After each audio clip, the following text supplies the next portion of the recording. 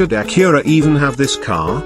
Ailing Acura strikes us as a brand in need of reinvention from the bottom up, starting with a new Integra. The car that the people have crowned as the real keeper of Acura's flame.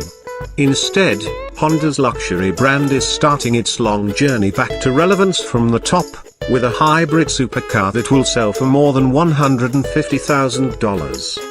It'll be a tall poppy in a showroom where the next priciest vehicle starts at $51,870. But it's too late to dig up old arguments about priorities. We've finally moved past the drawings and concepts, beyond the prototypes, and onto what the aviation industry calls the flight article. This is it, the real deal, a drivable Acura NSX with a key that has been placed in our hands. So we'll put aside the academic critique and just go pound pavement. What we're about to drive is a distillation of Honda's inner feelings at this moment. After some dark years of uncertainty, the company is ruminating on past glories, on Marlboro McLarens with Ayrton and Alain, racing bikes with oval pistons, and absurdly exquisite lawn equipment. Honda wants to be spoken of with awe again, to show the world that it's back as a technology and performance powerhouse ready to both amaze the world and till its flowerbeds. An aborted prototype with the transverse V6 out of an Odyssey minivan died in mid-2012 because it couldn't deliver amazement, and a crash program to reinvent the NSX ensued. The 2017 NSX, developed mainly in Ohio by a small group that has come to think of itself as a family, is a four-wheel drive hybrid electric knee to the pants of the world's fanciest exotics. Its creators sincerely hope you like it, as do their loved ones, whom they haven't seen in 2 years. This is a prime example of filtered-down technology. The layout of the 3 electric motors on board, 2 on the front axle and a third between the twin-turbo V6 and the 9-speed dual-clutch automatic gearbox, echoes that of the late, great $850,000 Porsche 918 Spider, promising many of the benefits for a fraction of the price. Those benefits include rapid torque vectoring, continuous thrust assist to smooth over turbo lag and torque changes during upshifts, a modicum of fuel efficiency, and, if desired, silent operation for briefer periods. Someday, this stuff will be in a Civic, but for now at least, the price tag has slid under $200,000. Acura's sculptors passed on the virile flair typical of the Italians, as well as the utopian futurism of the BMW A8, preferring instead a somewhat conventional, menacing angularity. It's not an angry-looking car, but it appears determined. With its wide stance and long wheelbase, the snub-nosed body has unmistakable mid-engine proportions, and it invites a stroll around to investigate its many nooks and crannies. The flaring nostrils up front hide the radiators and the AC condenser, while the side ducts gulp air for the intercoolers and engine intakes. The original 1991 NSX had flap-like door handles, and this one uses flush grab sticks that angle out when needed. As on an Aston Martin, the hood opens to a hotbox of aluminium chassis members and equipment, the single, 4-cubic-foot trunk residing behind the engine. Squat down in back and you'll notice a cluster of what looks like Honda Fit exhaust pipes. Unusually small for a car expected to hit 16 miles per hour in less than 3 seconds, the 4 pipes are your first hint that the NSX is not like other sports cars. The 3.5-litre dry-sump V6 has racing heredity in its odd, 75-degree V-angle, and it fires up with an automatic revsing now typical of high-strung machines. But it's not a howling yap meant to turn heads in 3 counties, just a muffled throat clearing heard mainly through the sound tubes plumbed from the intake plenum into the cabin. The Japanese culture emphasizes politeness. The demure NSX faithfully reflects that ethos. To wit, the 4 drive modes start with quiet, which allows you to sneak away in silence up to 40 miles per hour if you're easy on the gas pedal. Silence can be really cool in a supercar, says the NSX's ebullient chief engineer, Ted Klaus, who behaved at the launch as if several anvils had lately been lifted from his back. We definitely have a different opinion than Ferrari. Definitely, Sport is the mild-mannered default mode. You can change which mode is default, however, with steering that is a little overboosted. Acura wants the NSX to be everyday usable, a commendable goal but one that shouldn't mean steering so light that the car changes direction over every freeway bump and dip.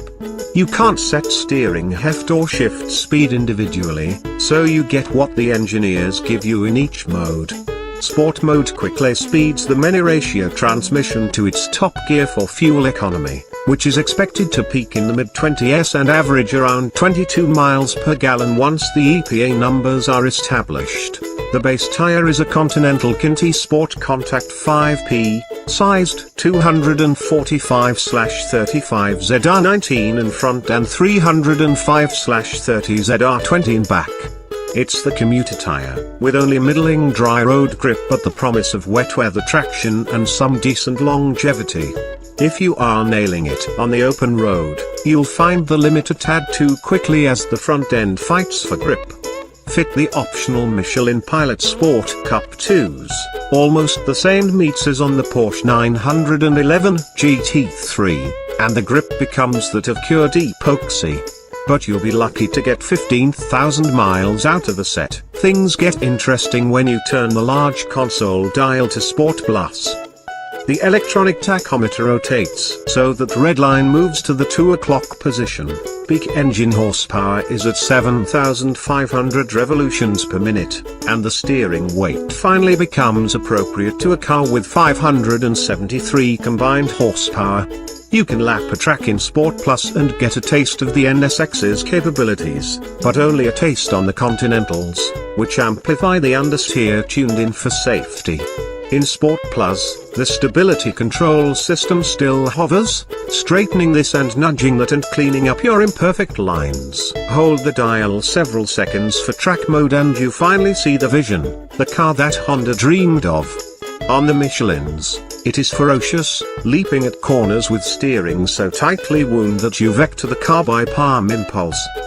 The brake pedal is just a rheostat to command, by wire, the electro-hydraulic brakes, but it's given a more organic feel by a hydraulic pressure simulator. The net effect is a firm, highly effective pedal, one that is very sensitive to minute changes in pressure. Iron discs will be standard, while the cars we drove had the optional carbon ceramic rotors. On the run, the NSX's computers take data from its many sensors and work the hardware like a coxswain on a rowing team. The front motors alternately thrust through their planetary gear sets or drag in regenerative mode, while the rear tires also push or brake as needed to yaw the car in accordance with the driver's whims.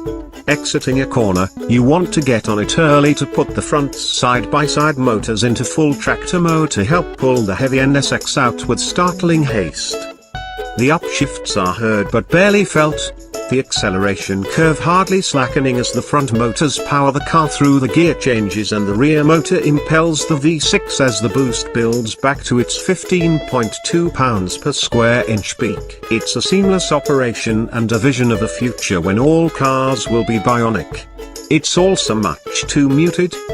The precision thrum of the V6 piped into the cabin lacks a guttural snarl, and it's even more disappointing for bystanders. An NSX passing by at full throttle is a whoosh of mostly tire hiss and displaced air, the engine a distant voice in the wilderness. We don't mind that the steering wheel, comparable in feel and feedback to a Porsche 911's, doesn't jump in your hands, but the NSX needs more drama. Another issue, rather than offer a series of escalating modes that increase the driver's freedom, as, say, on the Corvette Z06, the NSX staircase is designed for outcomes, or to make the car go ever faster. In track mode, you can't slide around because sliding is slower. The car intervenes with corrections that make it straighten up and fly right. Faster lap times, yes, but also not as fun. You can shut off the stability control entirely, but then you risk a wall encounter. Besides desperately needing a door bin to hold your cell phone, the NSX needs another mode, call it Track Plus, that lets the driver make mistakes and look into the abyss but will act to prevent disaster.